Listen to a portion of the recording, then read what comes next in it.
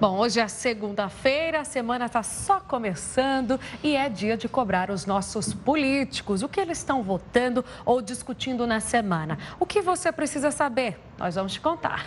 E para isso, quem está aqui com a gente é o nosso comentarista Luiz Guilherme Conce, ele que é advogado e professor de Direito. Professor, muito obrigada pela sua participação mais uma vez aqui. Obrigado, Marcelo. Bom, nessa semana temos vários assuntos importantes. Um deles, vamos começar falando da CCJ, porque vai ser votada a lei de abuso de autoridade na CCJ, que é uma proposta bastante polêmica, juízes estão criticando. E aí, o que deve acontecer depois disso? Como é que funciona o papel da CCJ e para onde vai depois esse projeto, caso ele seja aprovado? Tudo bem.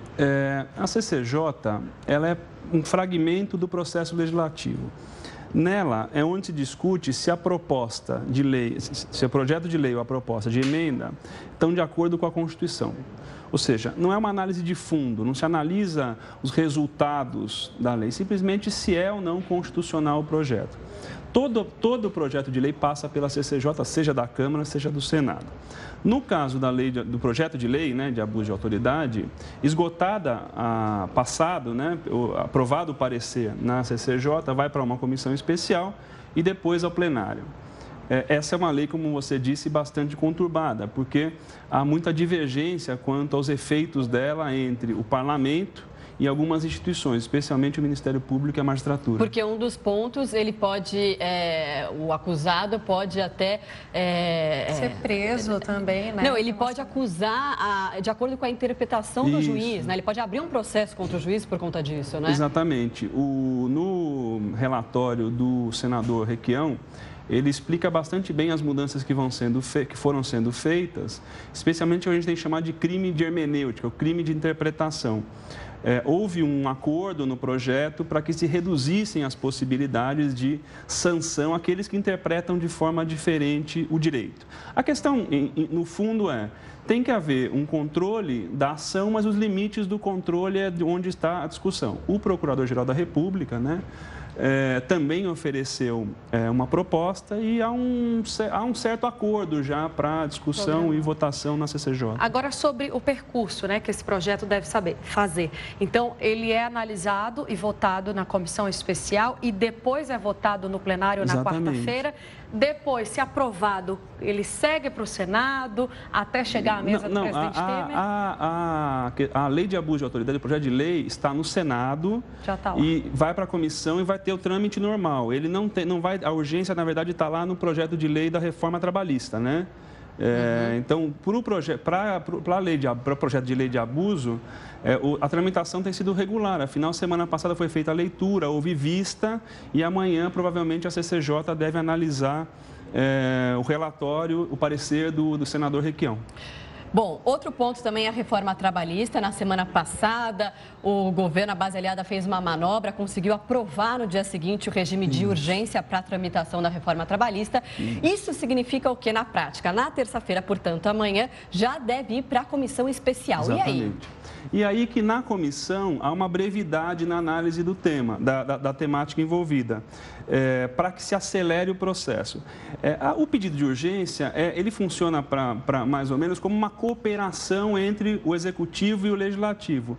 O Executivo não só envia o projeto, e nesse caso ele mesmo pede urgência, o que não só acelera o processo, mas põe na ordem de prioridade, ou seja, ele vai ser votado antes de outros projetos.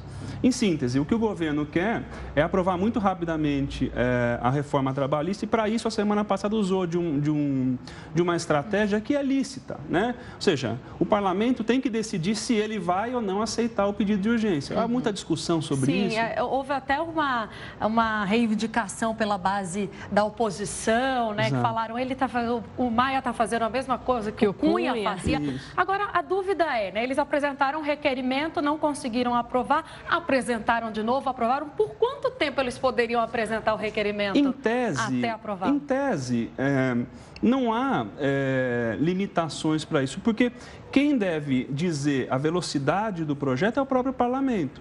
Uma coisa é você não aprovar o projeto de lei como matéria. Aí tem as situações de arquivamento, etc.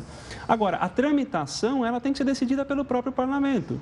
Em síntese, penso eu, nesse caso, que a oposição se excedeu. Afinal, há um fato político, que é igualar os procedimentos do ex-presidente da Câmara, né, Eduardo Cunha, mas essa é uma prerrogativa do parlamento, dizer a velocidade que ele quer dar às suas votações, aos seus projetos. Penso eu que isso está no ambiente de uma democracia mesmo.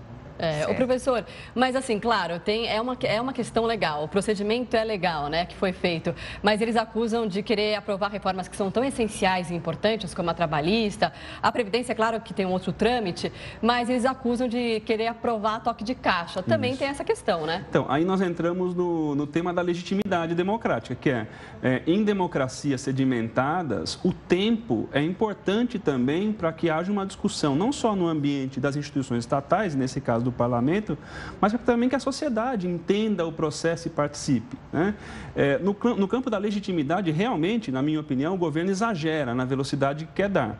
Agora, é uma discussão que passa por dois campos, o que é legal e o que é legítimo. No campo da legitimidade, realmente, eu também diria isso, o governo acelera demais os projetos. Me parece entendendo que haveria uma resistência caso as discussões se alongassem. Certo, a gente vai mudar de assunto agora, falar rapidinho sobre a questão vaquejada, né, que foi tema de muita discussão também.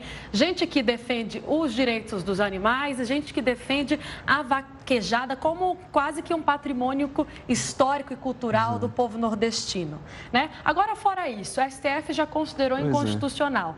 Congresso pode votar a matéria novamente. E aí, depois, como é que fica? Quem tem a voz final sobre isso, a decisão? Pois esse eu acho que é um caso interessante porque mostra na prática como as instituições se relacionam, né? Naquele caso do Supremo, era uma lei do Ceará que autorizava a vaquejada. O Supremo entendeu que não havia uma proteção suficiente para os animais e declarou inconstitucional. Agora, no Senado Federal se apresentou uma proposta de emenda que já está aprovada no Senado, né? Já está na Câmara agora, onde se constitucionaliza a vaquejada, né? E se desfaz do que o STF disse. Pois então. mas o importante é muito possível que o Supremo vá se manifestar novamente sobre isso.